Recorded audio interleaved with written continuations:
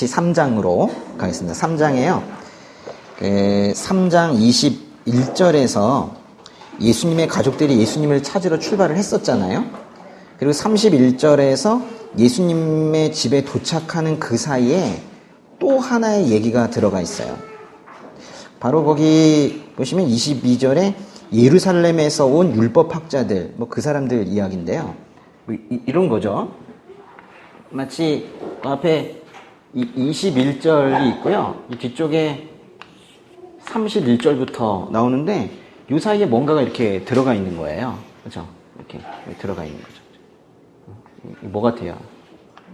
햄버거처럼. 네. 이걸 여기 샌드위치 기법, 제가 만든 말이 아니고 원래 그렇게 하는데요.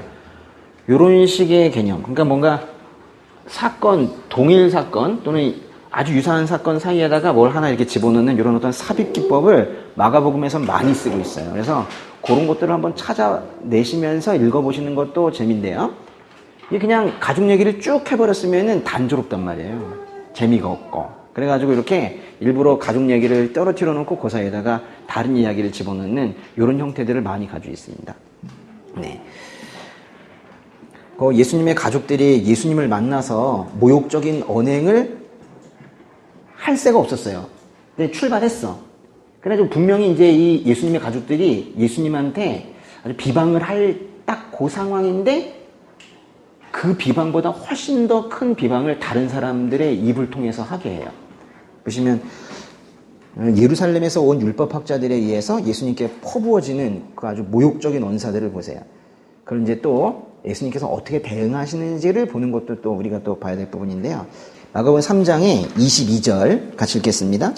그래서 예루살렘에서 내려온 율법학자들이 말했습니다. 예수가 바알세불에게 사로잡혀 있다. 그가 귀신들의 우두머리에 힘을 빌려 귀신을 쫓아내는 것이다. 이건 또 무슨 소리예요? 그 바로 앞절에서 예수님의 가족들은 예수님이 미쳤다는 소문을 듣고 예수님을 찾으러 떠났는데 그 소문에 동조하지 않았다면 그렇게 온 가족이 예수님을 찾으러 떠났겠어요. 근데 이제 22절에서는 예루살렘에서 파견된 율법학자 대표단이 아예 저 밑에 예루살렘에서 몇 명이 팀을 짜가지고 저 위에 갈릴리 지역 북쪽까지 지금 예수님을 찾으러 왔다니까요. 와서 노골적으로 예수님을 지금 모독을 하고 있는 거예요. 한 예루살렘에서 갈릴리까지 그 먼 거리를 차를 타고도 한참 가야 되는 그 먼 거리를 분명히 걸어왔을 텐데 그 먼 거리를 오직 예수님을 대적하기 위해서 온 이 사람들은요. 뒤쪽에 7장 1절에도 똑같은 사람들이 나오는데요. 그러니까 예루살렘에 가시기 전에 예수님께서 예루살렘에 가시기 전에 오히려 예루살렘에서 몇 명이 팀을 짜가지고 예수님을 공격하러 오히려 와요. 그러니까 예루살렘에서 적대적인 사람들이 파견될 정도로 예루살렘은 그렇게 위험한 곳인데 또 예수님은 한사코 예루살렘으로 가시겠대요. 뭐 그런 분위기입니다. 지금 예루살렘에서 왔다는 사람들이 예수님께 뭐라고 하는 거예요? 예수님께서 바알세불, 즉 사탄에게 사로잡혀 있다는 거예요. 그래서 그 사탄의 힘으로 귀신을 쫓아내고 있다는 거죠. 그들도 예수님께서 귀신을 쫓아내신 그 사실을 인정하지 않을 수는 없으니까 귀신 쫓아낸 건 인정한다. 그런데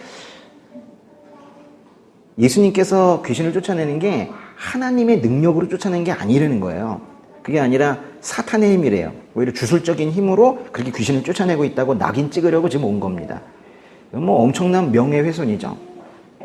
요즘 보면 명예훼손 고소고발이 많은데 진짜 명예훼손은 이런 거예요. 예루살렘에서 왔다는 공부 좀 했다는 사람들의 주장을 보세요. 보세요. 이게 얼마나 웃긴 얘기인지. 귀신들의 우두머리의 힘을 빌려 귀신을 쫓아냈다는 거예요. 아니 귀신의 우두머리가 왜 같은 팀이 귀신을 쫓아내요? 같은 편인데.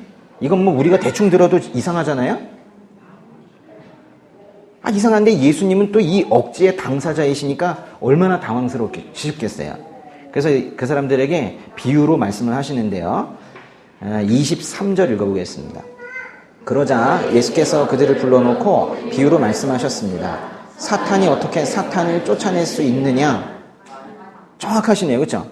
정확하세요. 사탄이 어떻게 사탄을 쫓아내느냐? 근데 이거는 이제 재밌는 건요. 그 뒤에 부분을 보기 전에 예수님께서 말씀하셨는데 이랬대요. 그냥 말씀하신 게 아니라 불러놓고 말씀하셨대요. 불러놓고라는 표현이 좀 보이셨습니까? 이 표현이 마가복음에 정말 많은데요. 딴 데는 없어요. 마가복음에서 이 불러놓고 말씀하셨다 그래요. 이런 느낌이에요. 그러니까 얘기를 듣고 있다 보니까는 지금 이 사람들이 좀 얘기하는 말이나 또는 뭐 돌아가는 상황을 보니까 예.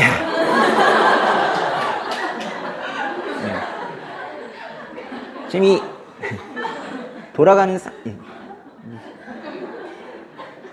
우리가 얘기를 듣고 있다 보니까 와 이게 어처구니가 없어도 너무 어처구니가 없는 거예요. 그러니까 예수님도 이러는 거예요. 아 일로 와봐봐, 일로 와봐봐 이러시는 거예요. 일로 와봐봐 이러면서 이제 말씀을 시작하는 분위기인 거예요. 또는 이럴 때도 있어요. 이건 정말 중요한 얘기거든. 이건 정말 귀담아 들어야 돼. 가까이 와봐봐. 뭐 이러면서 말씀하실 때 불러 말씀하셨다 또는 불러놓고 말씀하셨다 이렇게 표현을 해요. 뭔가 이 말하는 사람과 이 듣는 사람의 거리가 가까워지는 거예요. 그걸 느끼면서 뭐 이런 말들이 나올 땐 우리도 이렇게 같이 집중해서 말씀을 보게 되는 겁니다. 예수님께서 사람들을 불러 말씀하시는 장면 몇 개만 볼게요. 마가복음의 7장 14절 보시면요. 7장 14절에 한번 펴보세요. 예수께서 다시 사람들을 불러 말씀하셨습니다. 너희는 모두 내 말을 잘 듣고 깨달으라. 보세요. 불러 말씀하셨다 그랬죠? 그 8장 1절도 한번 보세요. 8장 1절도 보시면요. 그 무렵 또 수많은 사람들이 모여들었습니다. 그들에게 먹을 것이 없었기 때문에 예수께서 제자들을 불러 말씀하셨습니다. 말씀하신 거랑 불러 말씀하신 건 뉘앙스가 달라요. 8장의 34절 보세요. 그리고 예수께서 8장 34절 그리고 예수께서 제자들과 그분을 따르는 사람들을 다 불러놓고 말씀하셨습니다. 정말 중요한 말씀이 뒤에 있잖아요. 누구든지 나를 따르려거든 자기를 부인하고 자기 십자가를 지고 따라야 한다. 이거는 그냥 말씀하실 수가 없는 거예요. 좀 가까이 좀 와봐봐. 이러면서 지금 말씀을 하셔야 되는 거거든요. 마가복음 읽으시면서 이렇게 예수님께서 불러 말씀하셨다 또는 불러놓고 말씀하셨다는 말씀이 나오면은 예수님께서 이렇게 말씀하실 정도면은 그 당시에 그 사람들이 어떻게 했겠어요? 예수님 앞으로 좀 더 가까이 가서 말씀을 들은 거예요. 이런 것처럼 우리도 그렇게 갈 수는 없지만은 우리도 좀 더 성경을 이렇게 좀 해야 되지 않을까? 이렇게 가까이 좀 이렇게 불러놓고 말씀하실 때 그런 느낌이 있어야 된다는 거예요. 다시 3장의 23절로 가보시면요. 예수님께서는 첫 마디부터 정확하게 질문하십니다. 3장 23절에 보시면 사탄이 어떻게 사탄을 쫓아낼 수 있느냐? 이거는 사탄이 사탄을 쫓아낼 수 있다 없다 하는 능력의 문제가 아니라 사탄이 사탄을 쫓아내는 건 같은 편을 공격하는 건데 그게 이치에 맞느냐? 지금 이렇게 묻고 계시는 거예요. 정확하시죠? 그 다음에 24절부터 26절까지 읽어보세요. 만일 한 나라가 서로 갈라져 싸우면 그 나라가 제대로 서 있을 수 없고 만일 한 가정이 서로 갈라져 싸우면 그 가정이 제대로 서 있을 수 없다. 만일 사탄이 스스로 반란을 일으켜 갈라진다면 제대로 서지 못하고 스스로 망할 것이다. 나라와 가정의 비유를 드시면서 사탄이 만약 사탄을 공격한다면 그것은 자멸하는 일일 텐데 그렇게 하겠냐는 그런 말씀이세요. 그러시면서 결박에 관한 묶임에 관한 그런 말씀을 하시는데요. 27절 읽어보세요. 먼저 힘센 사람을 묶어놓지 않고 그 집에 들어가 물건을 훔치는 사람은 아무도 없다. 묶고 나서야 그 집을 털 수 있는 것이다. 저는 이 문장 처음에 읽었을 때 무슨 의미인지 이해가 안 됐었어요. 처음 성경 읽을 때 힘들더라고요. 이게 무슨 말씀이에요? 여기서 힘센 사람은 누구를 의미하고 물건을 훔치는 사람, 즉 약탈자는 누구를 의미하는 거예요? 힘센 사람은 사탄인가요? 예수님인가요? 약탈자는 사탄이에요? 예수예요? 힘센 사람이 여기 사탄이에요. 강한 자. 그럼 이제 반면에 거기 물건을 훔치는 사람, 약탈자는 예수님이라는 건데 이게 맞거든요? 근데 그렇게 하려고 하니까 아니 아무리 그래도 성경이 설마 예수님을 강도에 비유하겠나? 약탈자라고 하겠나? 뭐 이런 생각을 한 거죠. 그러니까 분명히 힘센 사람이 사탄이고 물건 훔치는 사람은 예수님을 비유하는 건데 좀 이상하다 뭐 이런 생각이 든 거예요. 여러분도 좀 그렇지 않으십니까? 예. 근데 이 비유는요 정말 제대로 비유한 거예요. 예수님께서 직접 하신 거니까요. 왜냐면요 말 그대로 예수님이 사탄을 약탈하신 거거든요. 뺏으신 거예요. 공중 권세 잡은 자, 즉 사탄에게 목덜미 잡힌 이 세상의 영적 질서를 개편하기 위해서 예수님께서 오셨잖아요. 그래가지고 영적 권세로 이 세상을 다시 접수하신 거예요. 지금 그러니까 정말 뺏으신 것이죠. 그렇게 말씀하신 거예요. 비유해서 힘센 사람이라고 했지만은 사실상 예수님은 더 강한 분이라는 뜻입니다. 예수님께서 귀신을 쫓는 사역을 하시는 것은 단순히 귀신 들린 한 사람에게 자비를 베푸는 그 정도가 아니었었어요. 귀신 들린 사람 쫓아내는 얘기가 왜 이렇게 많으냐? 그거는 단순한 얘기가 아니었다는 거예요. 사탄의 수하인, 사탄의 졸개인 귀신들을 결박하시는 것은요, 뭔가 가시적으로, 명시적으로 뭔가 보여주고 싶으신 거예요. 이제 사탄의 나라가 망해가고 있다. 보이니? 이렇게 말씀하시는 거예요. 이제껏 세상을 자기 마음대로 가지고 놀았던 그 사탄에게 예수님께서 이렇게 말씀하시는 거예요. 너는 끝났다. 내가 왔다. 라는 것을 귀신 쫓는 행위로 명확하게 보여주시는 거예요. 축귀 사건들, 귀신 쫓는 사건들을 보면요. 예수님의 그 사역 배후에는 그러니까 엄청난 영적 전쟁이, 초자연적인 권력 투쟁이 있는 거예요. 그리고 그 결과야 당연히 예수님의 승리로 끝날 겁니다. 예수님은 사탄의 졸개에 불과한 이 귀신들을 내쫓고 또 결박하심으로 인해서 사탄의 세력이 망했고 예수님의 사역으로 이제 하나님의 나라가 확립되고 있다는 사실을 이 땅의 사람들에게 가르쳐주고 싶은 거예요. 단순히 한 사람에 들려있는 귀신 들려있는 거, 귀신 내쫓는 걸로 끝나시는 게 아니라 이게 뭘 상징하는지 가르쳐주고 싶으신 거예요. 내가 왔다. 영적인 최강자가 왔다라는 거를 보여주고 싶으신 거예요. 그런데 이제 비유로 설명하시던 예수님께서 이제 직접적인 경고를 하십니다. 28절과 29절인데요. 28절, 내가 너희에게 진실로 말한다. 사람이 어떤 죄를 짓든지 어떤 비방의 말을 하든지 그것은 모두 용서받을 수 있다. 그러나 누구든지 성령을 모독하는 사람은 결코 용서받을 수 없다. 그것은 영원한 죄다. 어떤 죄든 어떤 비방이든 다 용서받을 수 있대요. 용서받지 못할 죄가 없어요. 다만 성령 모독은 용서받을 수 없대요. 성령 모독은 영원한 죄이므로 용서받을 수 없다는 거예요. 그러니까 우리가 무슨 죄를 지었든 나머지는 회개해서 용서받을 수 있지만 성령 모독은 용서가 안 된다는 거예요. 그럼 구원이 안 된다는 건데 아주 무서운 말 아닙니까? 그러니까 여기서 이제 예수님께서 성령 모독이 무엇인지를 자세하게 말씀하시지 않았어요.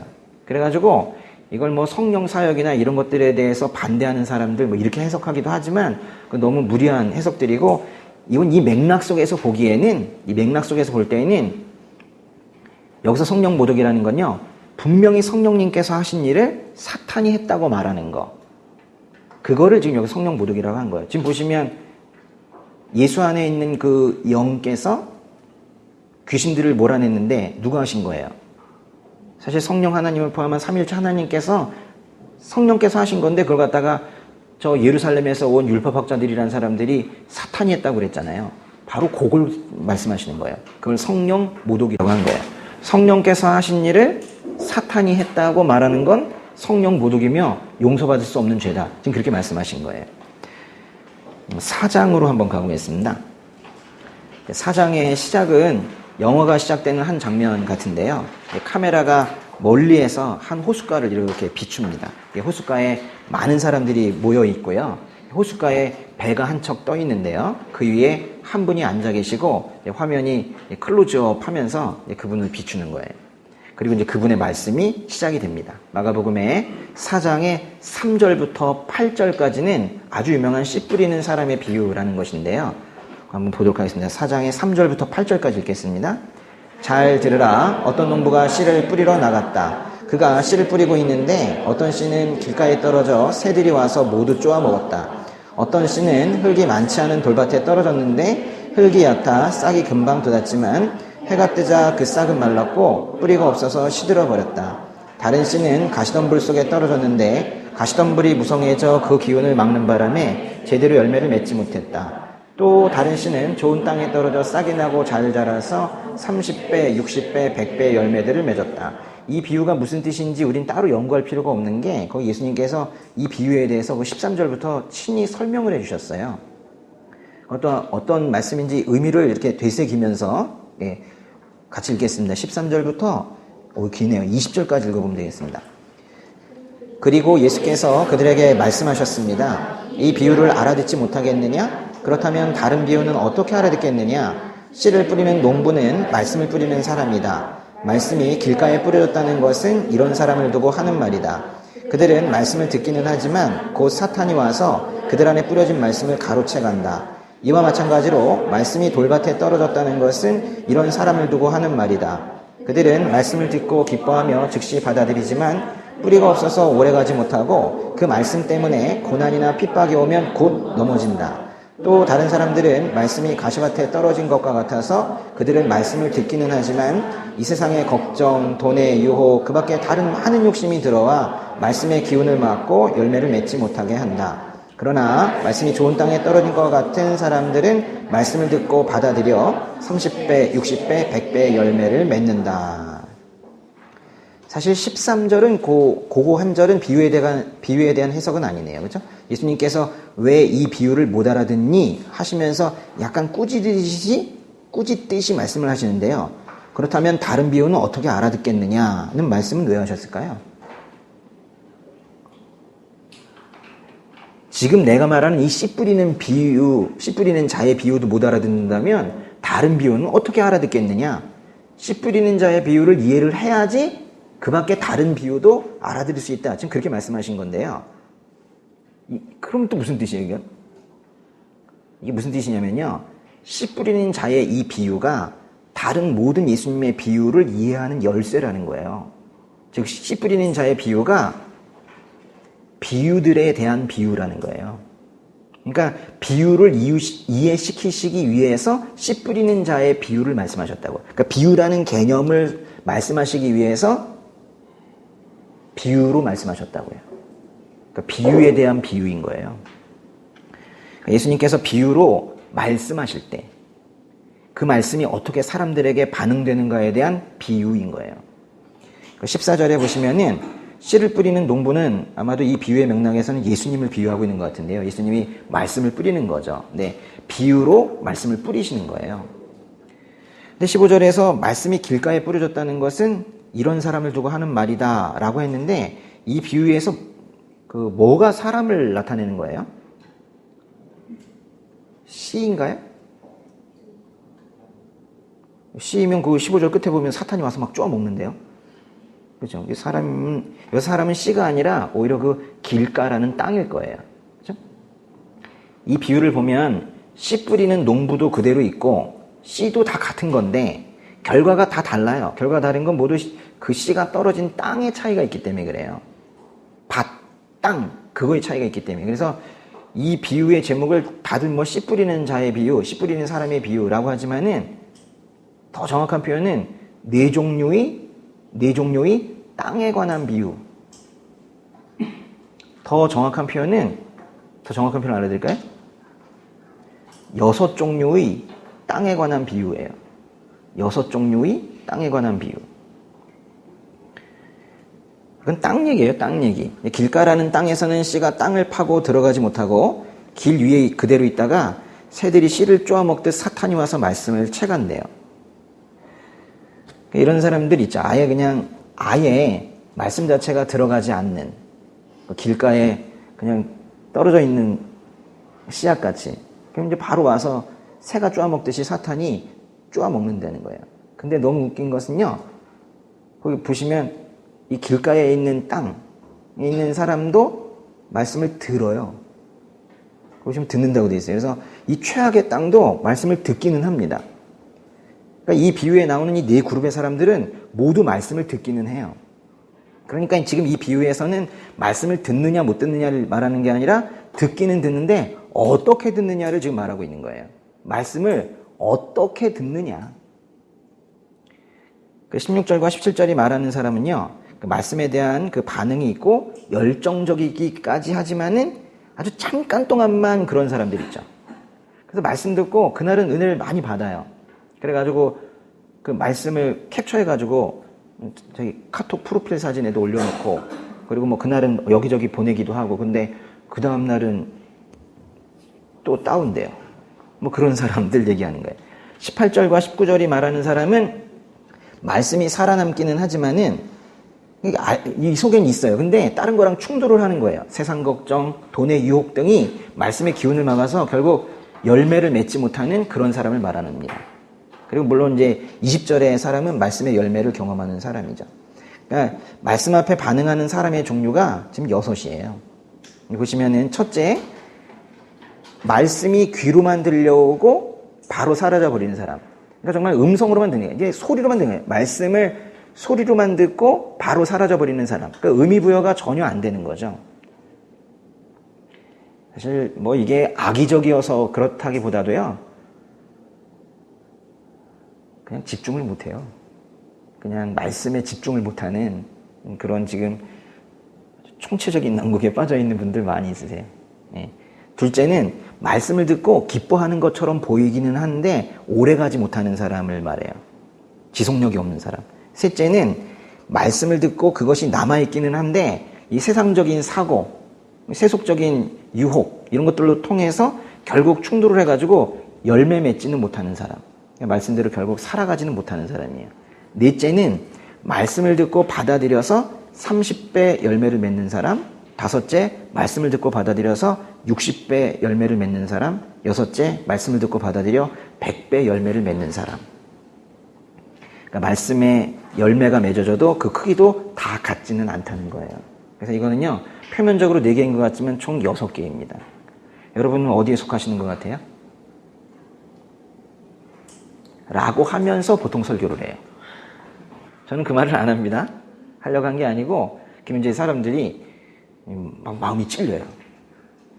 나는 열매는 안 되는 것 같고, 어떤 사람은 또 난 금방 사라지는 것 같고, 뭐 이러면서 마음의 찔림을 많이 주면서 그 다음 이야기를 이어가는 게 보통 이 부분의 설교 방식이에요. 근데 전 그렇게 안 해요. 예. 각자 알아서 다 생각하시더라고요. 근데 예수님께서요, 이렇게 비유에 대해 설명해 주신 이유는 사실 그냥 설명해 주신 게 아니고 사람들이 설명을 요청했죠. 4장의 10절 보세요. 4장 10절. 예수께서 혼자 계실 때 12 제자들과 그 곁에 있던 사람들이 그 비유가 무슨 뜻인지 물었습니다. 그랬어요. 그러니까 더 많은 사람들이 비유를 들었지만은 대부분의 사람들은 비유만 듣고 떠났어요. 사실 무슨 뜻인지도 몰랐을 텐데 그냥 떠났고 그 12 제자들과 그 곁에 있던 사람들이라는 이 소수의 사람들만이 예수님께 그 비유의 뜻을 묻기 위해서 지금 남은 거예요. 그래서 질문하는 겁니다. 그러니까 그들이 물었습니다 라고 했는데요. 이 물었다는 게 이게 또 문법적으로 미완료 시제라는 거거든요. 이거는 한 번만 질문한 게 아니라 비슷한 상황에서 지속적으로 계속 질문한 걸 말해요. 그러니까 예수님께서 이번에 이런 질문들을 계속 받은 거예요. 무슨 뜻인가요? 비유의 속뜻을 알려주세요, 주님. 이러면서 계속 이제 사람들이 질문을 해왔었던 거예요. 그러니까 이번에 전체적인 비유에 대한 어떤 반응들, 이런 것들을 비유로서 한번 말씀해 주시겠다고 또 한 건데, 이번엔 좀 분명히 뭔가를 말씀해 주시기로 한 것 같아요. 사실 여러분 같은 분들 말하는 거 아닙니까? 10절이? 12 제자들과 그 곁에 있던 사람들. 이렇게 지금 말씀을 이 사경회까지 이렇게 오셔서 들으려고 하는 분들 얘기인 거예요. 이게 지금. 그 다음에 11절과 12절은요. 해석하기가 참 어려운 말씀인데요. 많은 신학자들과 설교자들이 이 글이 나온 때부터 지금까지 계속 논쟁 중에 있는 그런 말씀이기도 합니다. 일단 읽어보겠습니다. 11절, 12절. 예수께서 대답하셨습니다. 너희에게는 하나님 나라의 비밀을 아는 것이 허락됐으나 다른 사람들에게는 모든 것을 비유로 말한다. 이것은 그들이 보기는 보아도 알지 못하고 듣기는 들어도 깨닫지 못하게 해 그들이 들어와서 용서를 받지 못하게 하시려는 것이다. 여기에서 너희라면은 10절에 나오는 12 제자들과 그 곁에 있던 사람들일 텐데요. 그러니까 말씀에 뭔가 지금 호기심을 가지고 더 알고 싶고 하는 그런 사람들이에요. 바로 여러분 같은 사람들인데요.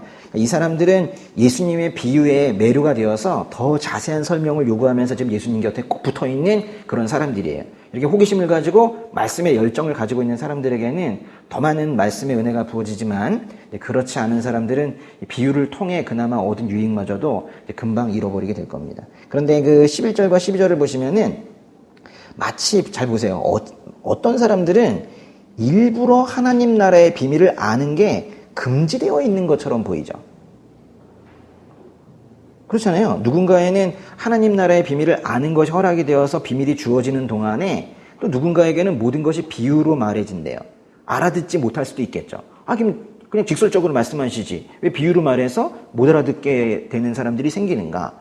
근데 왜 12절을 보면은 그들이 보기는 보아도 알지 못하고 듣기는 들어도 깨닫지 못하게 하는 주체가 하나님이신 것만 같아요. 그러니까 하나님께서 그렇게 누구는 아예 알아듣게 처음부터 만들고 누구는 아예 알아듣지 못하게 지금 하시는 것 같은 그런 분위기죠. 그래서 이제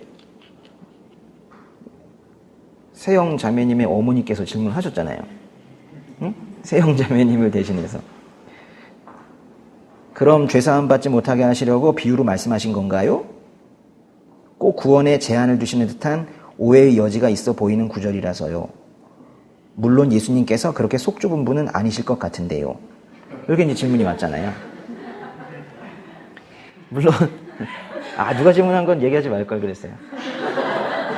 근데 요번에 질문이 몇 개 올라왔잖아요. 근데 제가 답변을 하나도 못하고 있는 게 이거 지금 오늘 하나 답변합니다. 하나.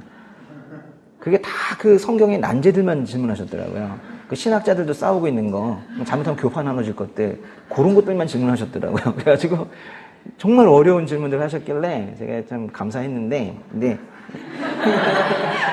그래요. 근데 그건 이제 차차 제가 더 그건 알려드릴게요. 근데 오늘 요거는 제가 말씀드리려고 하는데요. 오랜 시간 신학자들이 머리를 맞대고 연구를 해도 합의된 어떤 주석을 만들지 못했어요. 이것에 대해서. 그러니까 다 다양한 관점만 내놓고 말았어요. 그러니까 내가 맞다 이러면서. 근데 어찌 이 보잘것없는 이 목사가 그걸 해석할 수 있겠어요. 예. 좀 못합니다. 근데 그 신학자들도 또 저도 이게 이제 비유로 주어진 이상 비유이기 때문에 이것에 대한 어떤 해석을 일치시킬 수는 없어요. 비유에 대한 해석이기 때문에. 그래서 이제 제가 저를 변호한다면 이거죠. 제가 제대로 설명할 수 없는 이유는 비유이기 때문입니다. 이게 비유의 본질입니다. 이렇게 비유라니까요. 네, 이렇게 얘기할 수 있죠. 네. 그래서 제 나름대로 제가 오늘 마지막 시간인데 이 부분을 제 나름대로 열심히 설명을 해볼 테니까 잘 들어보세요. 네. 근데 다 끝났는데 여러분 이해가 잘 안 되시면 비유인 거예요. 그렇죠? 네? 그럼 그렇죠. 일단 그 11절에 비밀이라는 단어를 보시면요. 그 비밀은 헬라어로 미스테리온이라고 하거든요. 미스테리온, 비밀.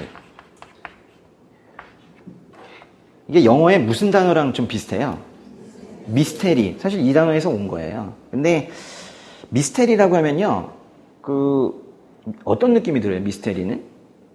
그 영어 잘하시는 우리 지은 자매님. 미스테리는 어떤 느낌이 들어요? 잘 모르겠는? 맞아요.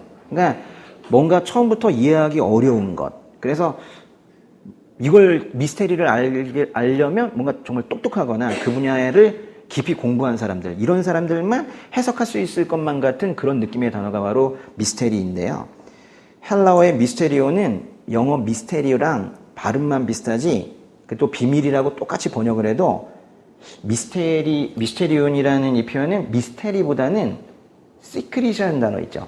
시크릿, 비밀. 그 단어랑 오히려 더 가까운데 그래도 완벽하게 일치시킬 수는 없어요. 그러니까 그 11절의 비밀이라는 것은요. 감춰져 있는 어떤 것, 감춰져 있는 거, 기밀 정보예요. 사실은 이 비밀이라는 단어는요. 그 11절의 그 단어는 마가복음에서 매우 중요한 그런 단어거든요. 그리스도인들은 하나님 나라의 비밀, 그것이 복음입니다. 그 복음을 들어서 그 비밀을 알게 돼요. 아무도 말해주지 않으면 몰랐을 거를 들어서 그 비밀을 알게 돼요. 예수님께서 왜 이 땅에 오셨는지, 그분께서 죽으신 십자가와 나의 인생이 도대체 어떤 관계가 있는지, 내가 지금 왜 이 자리에 와 있는지, 이런 것들에 대해서 그 비밀을 알게 돼요. 말씀을 통해서 또 누군가의 전도를 통해서 설교를 통해서 알게 돼요. 그렇게 이제 비밀을 알게 된 사람들을 우리가 이제 그리스도인이라고 부르는 건데요. 그러니까 이제 그리스도인들은 복음이라는 이 비밀을 이 속에 품은 자들인 거예요. 그런데 이 비밀은요, 그리스도인에게는 이 안에서는 비밀이 아니에요. 열려 있어요. 왜냐면 비밀을 들어서 알아버렸기 때문에 그건 더 이상 비밀이 아니에요. 비밀이 알려져서 내 안에 들어오게 되면 그거는 열려진 보물상자처럼 그렇게 해제된 비밀이 되는 거예요. 모태신앙이라고 해도 복음을 듣지 못했다면 이 비밀을 알 수 없어요. 예수님이 누구신지 알 수 없어요. 복음에 대해서 알 수 없어요. 왜냐하면 이 비밀은 사람이 생각해낼 수 있는 그런 수준의 비밀이 아니거든요.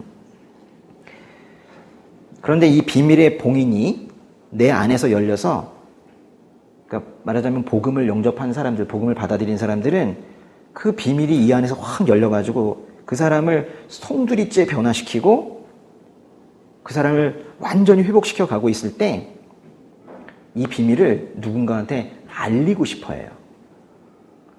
세상의 비밀은 알리지 말아야 되는 거예요. 근데 미스테리오는 오히려 알리고 나누어 주는 것을 목적으로 주어지는 비밀이에요. 그게 미스테리온이라는 단어의 뜻이에요. 미스테리온은 오히려 알려야 되는 거예요. 그래서 우리가 다른 사람한테 비밀을 말할 때 뭐라 그래요? 쉿, 이거 비밀이야. 절대로 다른 사람들한테 말하면 안 돼. 뭐 이러잖아요. 근데 미스테리온이라는 비밀을 말할 때에는 그리스도인들이 이렇게 말해요. 이건 비밀이야. 모르는 사람에게 꼭 알려줘야 돼. 이게 미스테리온이에요. 미스테리온이라는 이 복음의 비밀은 맞는데 알려야 되는 비밀이에요. 오히려 사람들이 모르기 때문에 알려야 돼 하는 비밀이에요. 사람들에게는 너무 꼭꼭 감춰져 있는 비밀이어서 태어날 때부터 죄인으로 태어나서 이 복음을 듣지 못하면, 이 비밀이 이 안에서 미스테리온이 해제되지 않으면 몰라요. 이것의 봉인을 떼내어서 자기도 이 비밀을 알게 되고 그걸 갖다가 다른 사람에게도 알려서 그 사람 안에서도 그 비밀의 봉인을 떼어내서 그 사람도 그 비밀을 해제된 비밀로서 열려진 보물상자처럼 그렇게 소유할 수 있게 도와줘야 돼요. 11절을 다시 보시면은 너희에게는 하나님 나라의 비밀을 아는 것이 허락됐다. 이것은 너희에게는 하나님 나라의 미스테리온에 봉인된 기밀상자가 열렸다. 뭐 이런 뜻이에요. 근데 그 비밀을 알게 된 사람은 그 비밀을 어떻게 하게 된다고요? 반드시 알리게 된다고요. 그래서 또 다른 누군가가 비밀을 알게 되면 비밀을 알려준 사람을 뭐라고 부르냐면 사람 낚는 어부라고 부르는 거예요. 저도 지금 열심히 하고 있는 겁니다. 근데 다른 사람들에게는 아니래요. 이 뒷부분이 문제인데 다른 사람들에게는 아니래요. 예수님 안에 있는 사람들에게 하나님 나라의 비밀이 주어지는 동안에 예수님 밖에 있는 사람들에게는 모든 것이 비유로 전해진대요. 이건 별로 좋지 않은 표현인 것 같아요. 비유는 잘 못 알아들을 수 있으니까요. 근데 하나님 나라의 비밀은 인간의 지각으로 모두 이해할 수 있는 것이 아니기 때문에 이 안에 계시는 성령 하나님의 조명으로 그 비밀을 하나하나 깨달아가는 거예요. 그래서 예수 안에 있는 사람들에게는요, 그러니까 여러분에게 제가 복음을 직설적으로 전달하면 알아들으십니까? 알아들으시겠죠. 비유로 전달하면 알아들으신단 말이에요. 그러니까 제대로 예수 따를 사람들의 경우에는 그것이 직설적으로 주어지든 비유로 주어지든 알아들어요. 왜냐하면 그 사람이 똑똑해서가 아니라 성령께서 그냥 알게 하세요. 근데 자기가 안 것처럼 착각할 수도 있어요. 너무 자연스러워서. 결국 그래 비밀이 다 해제되고 맙니다. 그런데 예수님 밖에 있는 사람들에게는 비유로만 전해진대요. 비유로만 전해진다는 건요, 그게 뭐 어떤 형식으로 주어져도 비밀로 받아들인다는 뜻이에요. 여기서는. 그 복음을 직설적으로 말해도 못 알아들어요. 밖에 있는 사람들은 제가 복음을 가장 쉽게 말해도 못 알아듣는다고요. 이게 복음의 비밀이라고요. 그러니까 이거는 뭐 쉽게 설명해서 받아들이고 어렵게 얘기하거나 비유로 설명했다고 못 알아듣는 게 아니라는 거예요. 오히려 적대적인 그 사람들의 경우에는 만약 그들에게 복음이 전해져야 된다면 차라리 비유로 전해지는 게 나아요. 그래야지 덜 적대적이에요. 실은 복음을 거부하는 그들에게는 심지어 직설적으로 복음을 전해줘도 그걸 비유라고 할지도 몰라요. 그거를 그대로 고지고대로 받아들이지 않기 때문에요. 그런데 여기에서 이제 비유라는 것은 단순히 예수님의 말씀으로 하시는 가르치심 뿐만이 아니라 말씀이나 행동으로 하시는 예수님의 전체적인 사역을 다 포함하는 거예요. 예수님 하신 일이 성경 말씀을 통해서 이 안에서 그 비밀이 해제되어서 아, 이분이 구원자이시구나. 아, 이것이 복음이구나. 아, 나의 죄가 용서되었구나. 날 사랑하시는구나. 뭐 이런 것들이 깨달아지고 믿어지는 사람이 있는 반면에 예수님의 말씀도 예수님의 행동도 예수님의 죽음도 예수님의 십자가도 예수님의 부활도 모두 믿어지지 않고 다 수수께끼처럼 들리는 사람들이 있어요. 그들이 직설적으로 전달되는 복음을 알아듣느냐? 그렇지도 않아요. 쉬운 편으로 말해지는 복음은 고사하고 비유로 전달되는 복음도 모두 받아들이지 못하는 이유는 이해력이 딸려서가 아니에요. 그 말씀 자체를 깨닫지 못해서도 아니에요. 그냥 예수님 자체를 이해하지 못해서 그래요. 그러니까 예수님에 대한 뭘 이해? 예수님에 대해서 아예 이해하지 못해서 그래요. 왜냐하면 이해하지 않으려고 해요. 왜 그러느냐라고 하면 그거는 마가복음에서도 말하지 않고 저도 여기에서 말할 수 없는 범위네요. 왜 못 받아들이는지에 대해서는 그건 신적인 영역이에요. 거기까지 우리가 절대로 말할 수 없어요.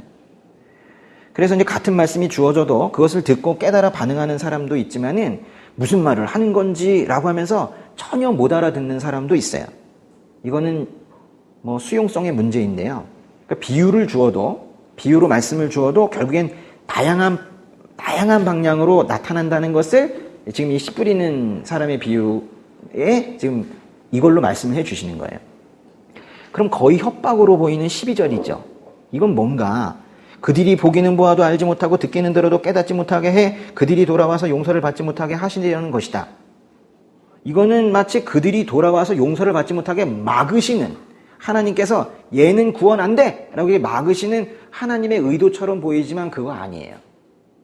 그거라기보다는 복음이 전달되어도 전혀 반응하지 못하거나 또는 적대적으로 반응하는 사람들이 있다는 사실을 전달하고 싶으신 거예요. 그러면 이렇게 물을 수 있어요. 문장의 뉘앙스가 그게 아닌데요. 그렇게 너무 좋게 해석할 필요는 없는 것 같은데요. 이렇게 말씀하실 수도 있어요. 그리고 혹 이것을 문자 그대로 하나님께서 그런 비밀의 해제를 어떤 사람들에게는 막은 것으로 해석한다 하더라도, 그래서 그렇게 한다 하더라도 그건 단지 그 인생에 아직은 때가 되지 않았기 때문에 잠시 동안만 그렇게 막으신 것으로 한시적인 막음으로 이해하셔야 돼요. 하나님께서 쟤는 절대로 복음 못 알아듣게 막아야지 이래가지고 영원히 막으신다. 그건 하나님의 성품과도 맞지가 않아요. 이거는 막으시는 걸로 해석한다 하더라도 한시적으로 막으시는 거예요. 만약에 영원히 완전히 막아서 그 사람을 그냥 무조건 멸망이야 이렇게 하시려고 했다면 왜 예수님께서 제자들을 부르실 때 사람 낚는 어부라는 표현을 썼겠어요? 그러나 그렇다 하더라도, 그래 이제 여기까지 이해하셨죠? 그러나 그렇다 하더라도 이런 소망의 끝에 해피엔딩만 있느냐?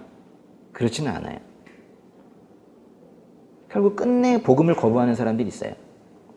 지금 막으시고 나중에 봉인을 해제해주고 싶으셔도 끝까지 복음을 거부하는 사람들이 있습니다. 모태신앙들은 잘 못 느껴요. 응? 이 안모태, 응? 응?